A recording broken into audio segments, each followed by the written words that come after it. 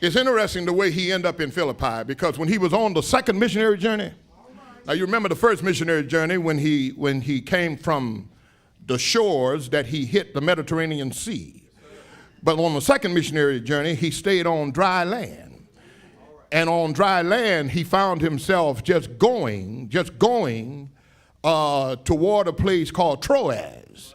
And while he was in Troas, he passed, by the way, some of those churches that had been formulated on the first journey. But he was on his way to Troas, and I know that you've got the map because I gave it to you. All right. And if you look at that second journey, you'll see Troas, and then you'll look a little bit above it, going north, there's a place called Philippi. And it's in an area known as Macedonia. Well, the reason that the Apostle Paul ended up there was because while in Troas, he saw a vision. Pre-Rhodes, he saw a vision. And what the vision said, come over.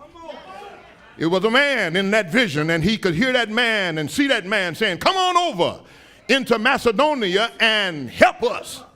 Now, I'm going to drop a bomb on you right quick, because a whole lot of folk think that just because you're doing God's will, it's going to be smooth.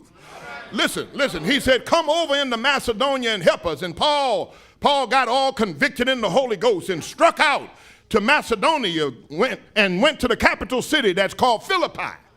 And when he went to that city, lo and behold, the man ended up being stoned to the extent that many thought he had died. I'm trying to tell you something.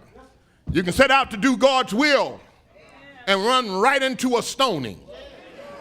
You can be on the path that you know God told you to be on, and all at once you've got hell and high waters. All at once you got hellhounds on your trail. All at once you got folk digging ditches for you. All at once you got folk backbiting. And all you're trying to do is what thus says the Lord. Now, I don't want you to think God got his wires crossed. I don't want you to think God got mixed up because of your hard times. What you've got to understand is that he's enough God to bring you through. And when folk are giving you a stone, and he'll pick you up. If Paul was here, he'll tell you, because I got up.